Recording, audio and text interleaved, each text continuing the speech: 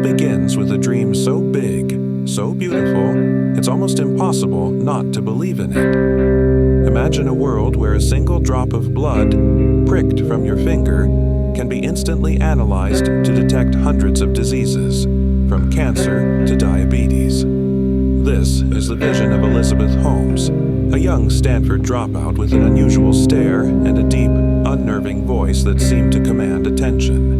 At just 30 years old, she was a tech darling, a billionaire, and a modern-day myth in the making, hailed as the next Steve Jobs. She was selling not just a product, but a feeling of hope, a promise to revolutionize the healthcare system and save millions of lives. But here's the hook, the dark secret that lay beneath her carefully constructed persona. The technology didn't actually work. This is the story of a dream that turned into a lie, a cautionary tale of ambition, charisma, and a deep-seated human desire to believe in something too good to be true. She never wanted to just be a good student. She wanted to be a visionary. At 19, she dropped out of Stanford and used her tuition money to start a company called Theranos. The name itself was a creation, a portmanteau of therapy and diagnosis.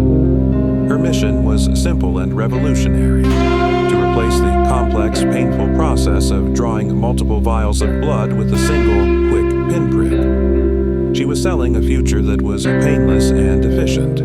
She had a brilliant mind, but her true gift was her ability to inspire a near-religious faith in her idea. She wore a black turtleneck, mimicked Steve Jobs' mannerisms, and spoke in cryptic, confident sentences. She was selling a story, and she was the most convincing character in it. This powerful magnetism allowed her to raise over $700 million from a who's who of powerful and influential investors, including Henry Kissinger, George Shultz, and Rupert Murdoch. They didn't just invest in her, they believed in her. The real game changer came when she convinced Walgreens to partner with her, placing Theranos wellness centers in their stores. Patients could now walk in and get their blood tested with a simple finger prick. The public was captivated. They were being sold a vision of the future where healthcare was simple and accessible. But behind the scenes, a terrifying truth was taking shape.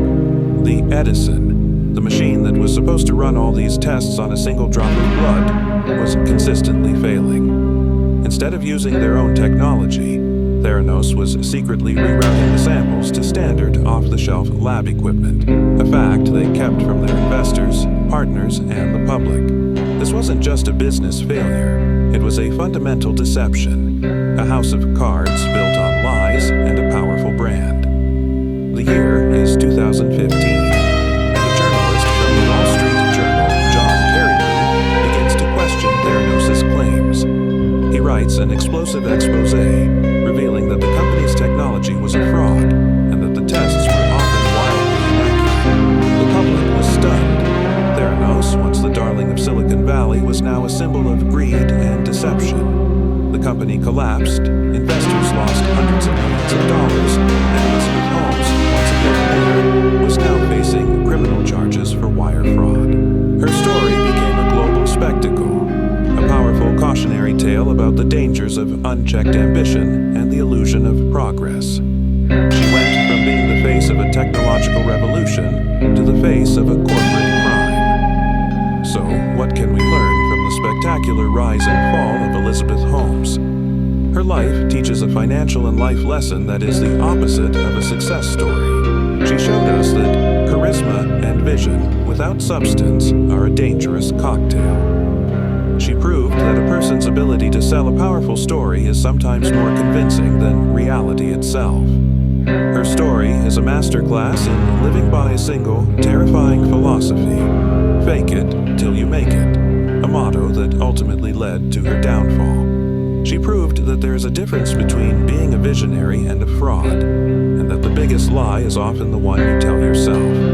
The question is, what's the story you're selling to yourself and the world? And is it actually true?